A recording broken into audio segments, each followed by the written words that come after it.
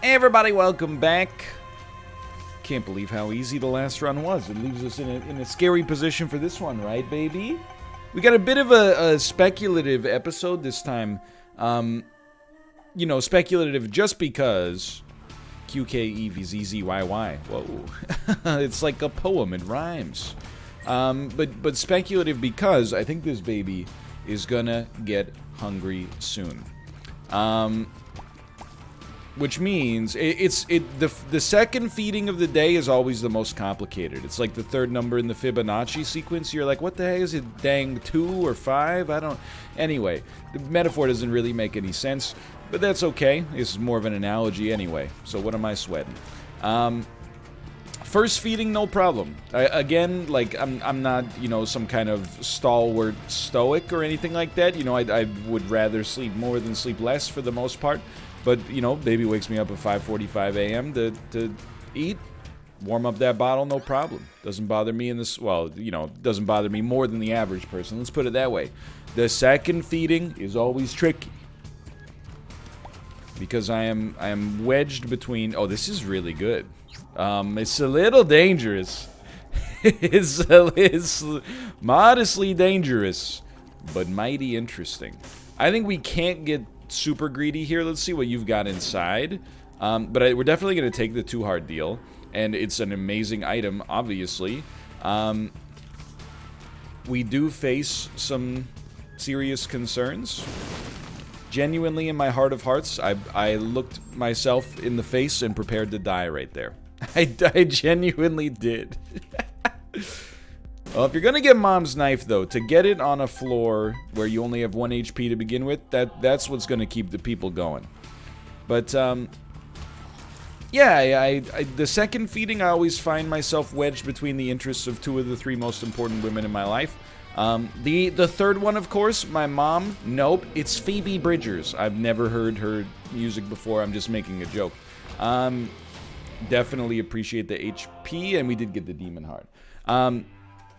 No, but I'm wedged between the interests of my wife and my daughter, right? So here's the deal. First feeding bottle, second feeding the pattern that we're into. She likes it on tap, if you catch my drift. Hey baby. And by she I mean both baby and wife. You know, it's again one of those things where you would think, like, hey, dummy, if you want to let your wife sleep a little bit more, why not just feed her from the bottle? And you're like, I'd love to. However, then, you know, if my wife wakes up in 45 minutes, she's going to be like, what the heck am I supposed to do with this milk? You know what I mean? Without getting too graphic about it. So, the second feeding oftentimes is a little bit of a balancing act. Probably we should have just re-rolled Head of the Keeper. This one didn't really make much sense. But this run is obviously, like, just balling right now. Right, baby? Just balling out of control. Oh, woo! Little old lady got mutilated late last night. Where was London again? And then it's your line. You ready? Baby!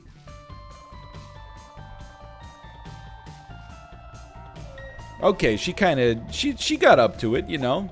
Dude, I'm not walking back to that room. You forget that business. We're not going to pick this up, but I wanted to see if we got anything out of it. We didn't. My God, 5 bombs. Am I really going to, for 5 I guess I would have rather just taken the spider at that point, but it's not a big deal. Now, we do, in my opinion, we've got a little bit of a polite baby. You know, she makes some noise, but she's very demure. I think she's deferential, and I think she's been through this before. She knows, hey, you know, mommy's gonna wake up in sometime in the next 15 to 30 minutes. But I will admit, she is also starting to do some angry kicks. You're okay, baby. You know not what you ask, though. You're forcing me to, like, basically, you're putting me in a rock and a hard place here, baby.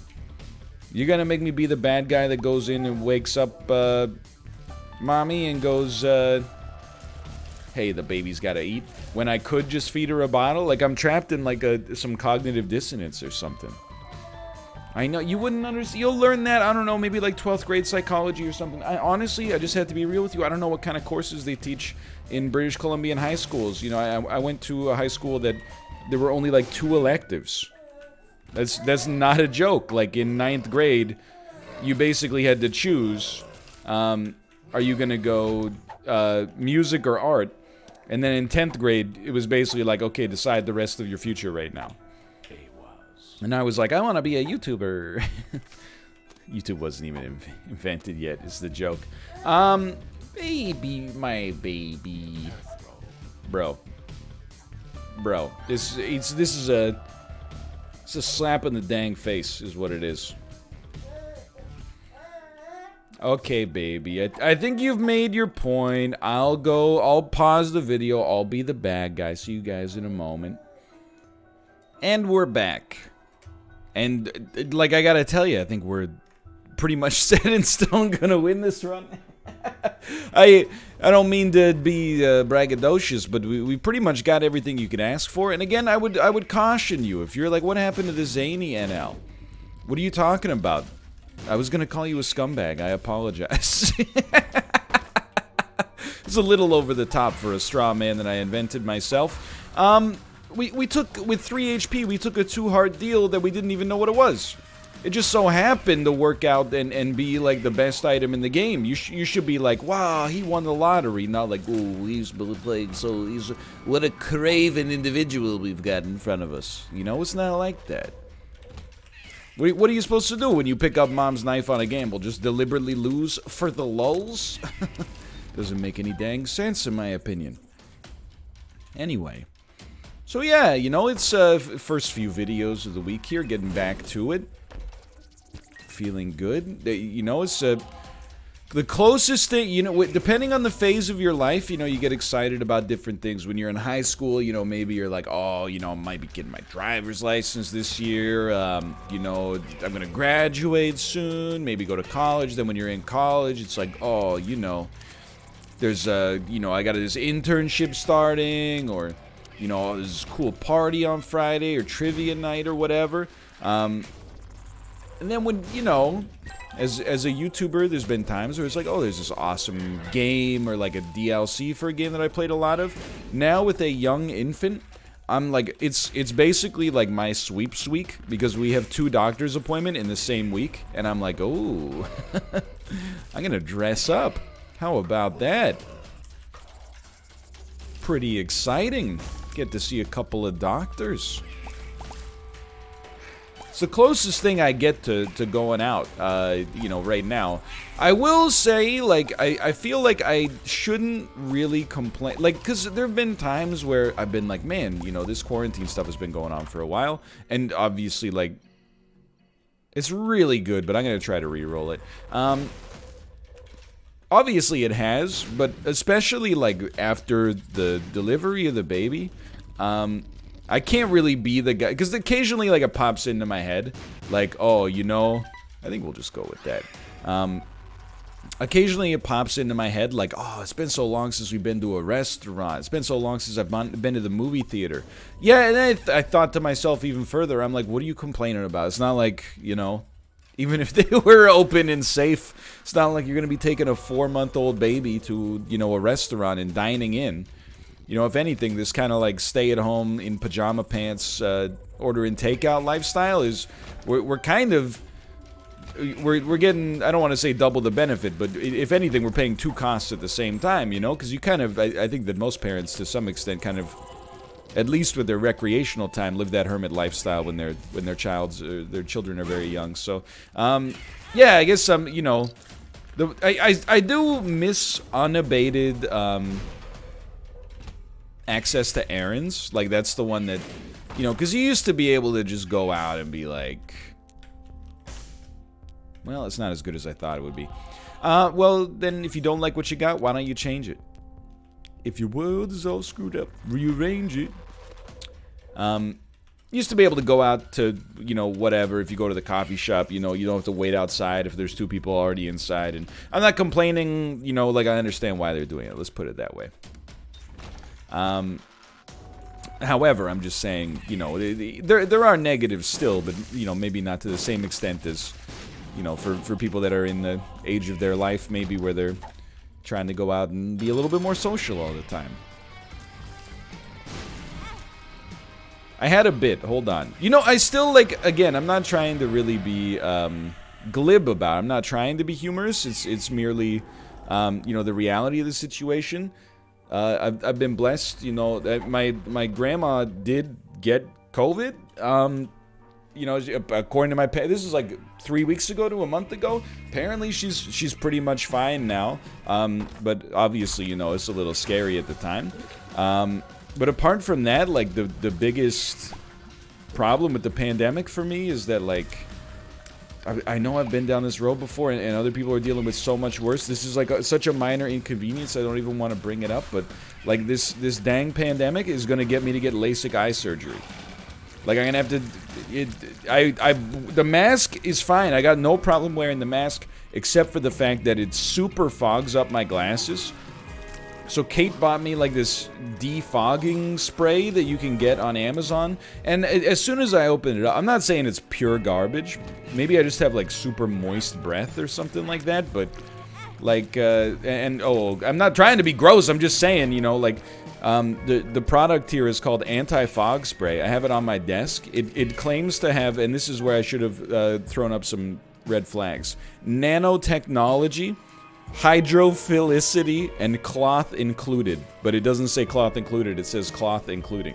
So yes, I mean, I don't know if it should be hydrophilic or hydrophobic, because I mean, I know what the words mean, but I don't really understand whether the anti-fog spray is supposed to bind the water, or whether it's supposed to keep the water from binding to it and thus push it off. But anyway, okay, I don't think this does anything for us, but that's completely fine. I sprayed it on the glasses. You know, they followed all the instructions. You let it sit for like 30 seconds. You wipe it off with the cloth that they gave you. And then, like, we were out, and for like 5 minutes, I was like, hey, this actually works. I can breathe normally, and I can still see. And my glasses aren't getting crazy fogged up. And then it just gradually sort of eroded. So I think instead of it working as long as I thought it would, it works in like 5-minute intervals. But I'm not gonna, because it takes 30 seconds to set. I'm not gonna, you know, every 10 minutes or whatever, I'm not gonna reset my glasses anti-fog spray. So like whenever we're out, I've been kind of rolling, not when I'm driving obviously, but I've been rolling, you know, glassesless, which is really bad. Like, I'm still, you know, I let Kate push the stroller when I do this, obviously, because you know, my eyes are genuinely, like, I'm pretty much legally blind, without my glasses. Like, I can see light, like, and you know, if something's huge, I can be like, that's a building. But if you're like, what's that guy doing with that knife in front of that building? I'd be like, what are you talking about? Is it like a painting or something? I wouldn't see him until I was like, you know, less than 15 feet away, probably. So yeah, like, this dang pandemic is gonna make me get laser eyes, or I could just get contacts, but like, I don't know. Rather than getting contacts, I think I'd rather just get LASIK.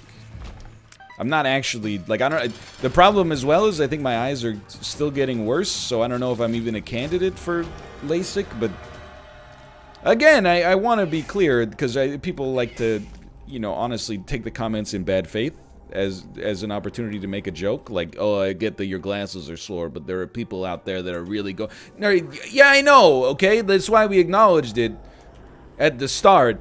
I don't know what I guess you did, like, we've been very, like, pro-vaccine and pro-public health measures and stuff like that, listen to doctors and scientists, but, you know, you'd rather have 25 minutes of just, like, man, this is bad, instead of, like, we've acknowledged the badness, and now, you know, here's another thing that's, like, mildly inconvenient and hopefully slightly relatable, you know?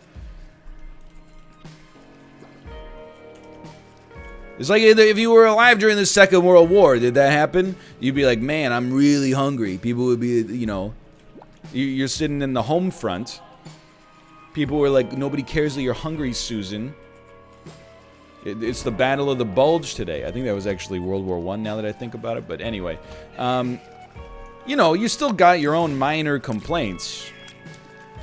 Plus, and again, now we're in like full straw manicity here, but the internet is like, it's this weird, because it's multiple people, obviously. There's at least 3 or 4.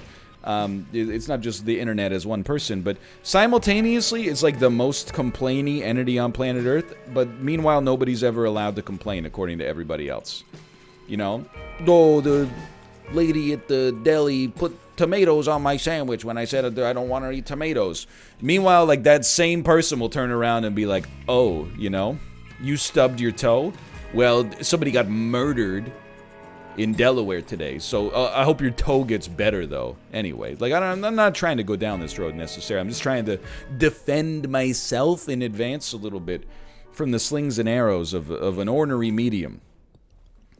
But anyway, I was thinking about it the other day. You know what's crazy to me? So there was a TikTok that went viral, and, you know, I think it's made to be ironic, which is fine. I'm not, like, mad at the content, because I really do think that it was deliberately made to be bad, as a joke to garner reactions.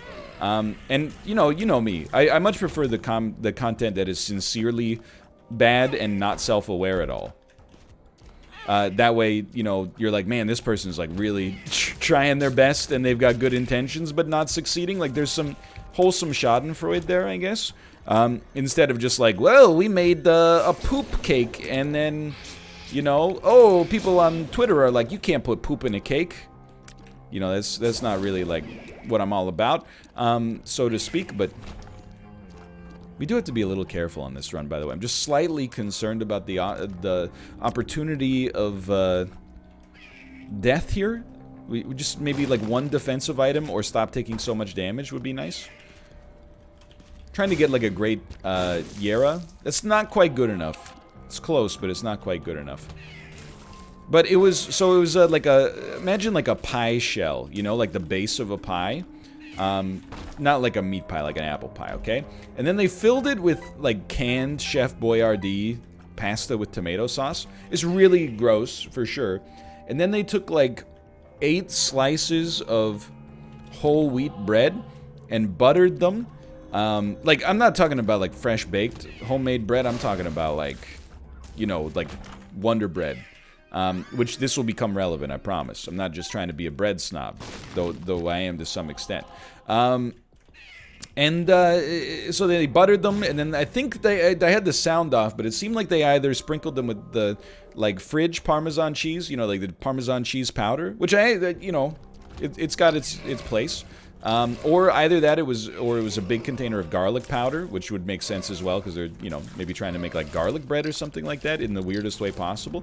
Okay, and then, so they sprinkled it all with that, and they had buttered it already, and then they shook the cheese or the powder on, and then they stacked up all the pieces of bread, cut all the crusts off, and then started cutting the bread into, like, little squares, and then use the garlic bread squares to make the top of the crust. It's just like, you know, and that's pretty much where I stopped watching, but it's just a lot of work to go through to make, like, the most cursed food of all time. Like, you might be saying that sounds kind of good. I mean, I will say I very much disagree. However, if you're gonna go through all the trouble of, like, making your own, you know, like, pasta-filled pie, why would you use canned Chef Boyardee, right? That just seems like you're trying to cause problems. But, like, the pasta is actually, like, the easiest part of that to make. I mean, as long as you're not rolling your own noodles, like, to make a home-cooked pasta, you know, you boil water, and then when it's hot, okay, I'm not happy about that. You toss in, you know, the noodles for, like, somewhere between 3 and 12 minutes, depending on the noodle. But it got me thinking about picky eating again, and I know you're like, please don't go down this road. Do you ever realize, like, how many of you either were a kid or knew a kid that didn't eat the crusts? Maybe had your mom cut off the crust of the sandwich, didn't eat the crust of your toast or your pizza or anything like that, but simultaneously they would also do that weird thing where they would, like, take some bread and then, like, roll it up into a ball with their fingers and, like, mash it together until it was so glutinous, and then, like, eat the bread ball. And never once, I think, in my entire life did I ever hear an adult call them out, which I guess is not really the role of the adult, but still, I'm like, you know, the crust is gross for you because it's the part of the bread that was exposed to the heat, even though it's literally composed of the exact same ingredients. In the exact same proportions, it's just been exposed to more heat. But simultaneously, you'll take a little bit of the inside of the bread and then mash it in your gross fingers for like a minute when you haven't even, you know, washed your hands since like 7 a.m. and it's 2:30. Like, it's crazy, man. I couldn't figure out how to fit that into a single tweet. And also, I've been trying to, and it's been working out pretty well. I've been, you know, maybe, you know, you still making a tweet or two on a Saturday or something like that, but trying to stay off Twitter on my weekends, because I think I've recognized, and I've talked about it for a long time, but I think I'm finally ready to put my money where my mouth is and say that essentially almost every second spent on Twitter makes your life worse. For all the negativity that a platform like TikTok generates, and there's stuff to be suspicious of, for sure. And stuff to be, you know, like, again, I've talked about before, despite not being like a cognitive scientist or a developmental neurologist or whatever, like the idea that if you're not entertained with something within 1 second, you can just scroll and get something new. You know, I do wonder the effect that has on the human attention span. But simultaneously, you know what? We shouldn't pick up that Spirit Heart yet. We might be able to get more out of this. Simultaneously, I'm like, man, I think Twitter is almost like, it's more insidious because it feels like you're doing productive stuff when you're on Twitter. You're like, oh, I'm paying attention to the news, but really, like, how long is it before you see someone say something stupid, and then you go check out their profile, and it's full of stupid stuff, and you're like, oh, I gotta let this person know what... And then by the time you know it, it's been like 45 minutes, and, you know, all you've done is really contribute to, like, your own misery at that point. Oh, that's a great item. I'm not gonna Yara yet. We might... No, I mean, I was gonna say, like, we might be able to get to Boss Rush, but it's not the right time. And if I have one regret on this run, by the way, it's taking triple shot. The damage is awesome, obviously, but the rate of fire is really probably the thing single-handedly most contributing to the decay of our HP here. But anyway, where did I see the video? Oh, I saw it on Twitter. But anyway, just picky eating is like, it's weird. As someone who used to be a picky eater, I used to be like, oh, tomatoes, gross. Meanwhile, like, my mom would give me, like, she'd slice up a little cheddar cheese in the morning and wrap it in saran wrap and put it in my lunch pail.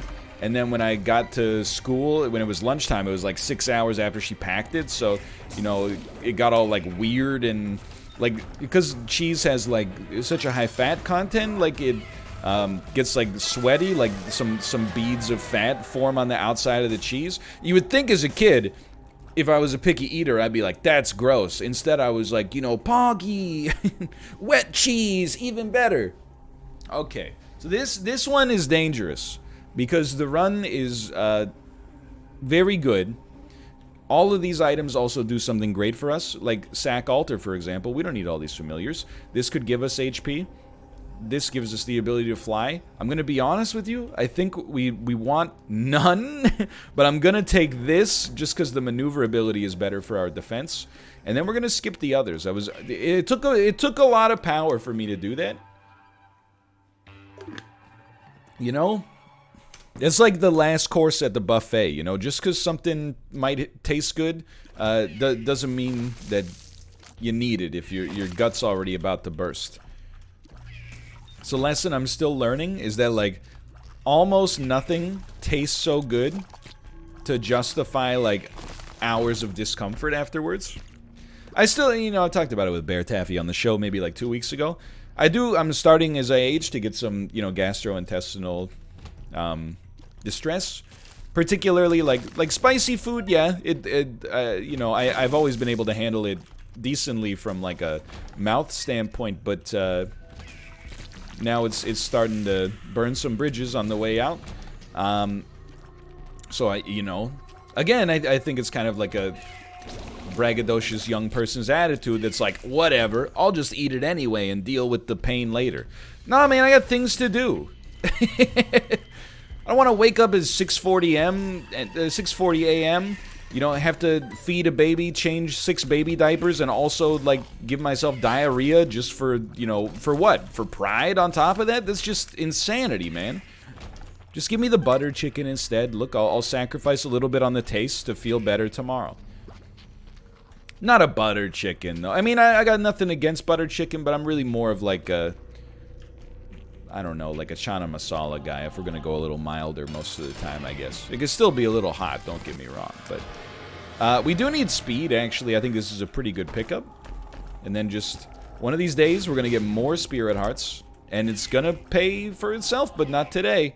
But yeah, the other thing is, like, very, like, you know... extremely greasy or fatty foods. My wife loves to eat tonkatsu, which is like a Japanese deep-fried pork cutlet. And then, I don't know, like 2 or 3 times in a row when we ate tonkatsu the next day, I was like, this is just, it's just not sitting right. From multiple different places, too. So, you know, it happens, unfortunately, as you get older. You got some... you gotta make some dietary changes, but it's probably for the best. Like, honestly, if I'm starting to develop some kind of, like... I know fat, like, is not bad for you. In the sense that, like, you know, something that is fat-free is always going to be good for you, because usually if something is fat-free, they compensate by overloading it with sugar, and then, like, you know... fat is, like, a necessary part of the diet, and actually, you know, there's different kinds of fats, you know, there's... et cetera, et cetera. Like, I'm aware of all that. Like, believe it or not, that's actually part of, like, the biology degree that I paid attention to, because I was also... There have been times in my life where I've been into exercise and nutrition. But at the same time, I do feel people sometimes use that as, like, as a hammer to justify, like, eating 8 slices of pizza. You're like, oh, there's a lot of fat in that. You're like, yeah, but really, I'm not worried about the 6 entire pepperoni logs I just ate. I'm more worried about the crust. You know, again, don't get me wrong. I think if you know, you can obviously, the results speak for themselves. You can lose weight on keto, but you're probably, you know, it's like it's not the pizza that's losing you the weight, right? Like it's anyway. We don't need to go there. I'm just saying. Unless you're trying to say that, you know, fat literally like is built different, you know. Like, yeah, it's got calories, but, you know, they just don't hit the same way. Maybe, I don't know. I'm not a nutritionist. Maybe there's some truth to that. Well, we want none of those either. We have to exercise a little bit of restraint here, and I'm happy we're doing so. Because I think we're going to be in a much better position overall. But the, you know, it's not really an intolerance to fat. I think it's an intolerance to eating a single meal that has, like, you know, like 50 grams of it. I was like, maybe this is a blessing in disguise, you know? Where did you go? Fear shot sometimes has unintended consequences. The spicy food, though, it does hurt to leave the spicy food behind. It's still, on occasion, like when they ask me at a restaurant, you know, in the before times, and they're like, do you want that as a mild, or as a medium, or as a spicy? I always entertain the thought of going with the spicy. And then I think to myself, no, just go medium. Now, I'm going to be a little bit of a hypocrite here, I suppose. You might be saying, that's sad. Oh, man, getting old sucks. No, man, because, like, I can actually afford this food. It's I don't know, the great irony of life, you know, when I was too young to be able to afford the occasional delicious curry, my spice tolerance was through the roof. Now that I've got the ability to splurge now and then, my body's like, I don't think so. It's like the old adage, like when you're young, you know, you want all these video games, but you don't have any money. When you're older, you got all this money, but you don't have any free time. And then they kind of flip the script, economically speaking, because now, you know, a lot of people don't have the disposable income either. I'm not laughing because, like, ha-ha, you know, dummies. I'm laughing because, you know, the age-old adage apparently doesn't necessarily hold true. But when that stimulus check hits, oh baby. Straight into, you know, okay, like rent, yeah, but then like food, sure, all right, maybe some food is necessary, but then after, okay, like yeah, like maybe health insurance or something, I suppose. But then it's going straight into Genshin Impact right after that.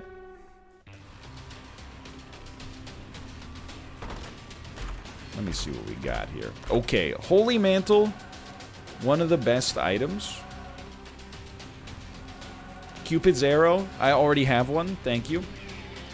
I don't know where I was going with this whole bit. I am excited though. It's like my Monday or Sunday ritual. I've ordered some bagels. Oh man.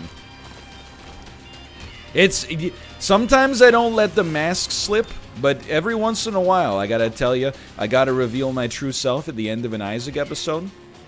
As much as it hurts to be, you know, so vulnerable and laid bare, I'm starving, man. So hungry. Maybe if you didn't eat so much... You know what? Maybe if you didn't buy that house, you could have had some avocado toast. Oh, come on. The vindictive millennial that I've just invented in my head, and now I'm thinking it would be a great character.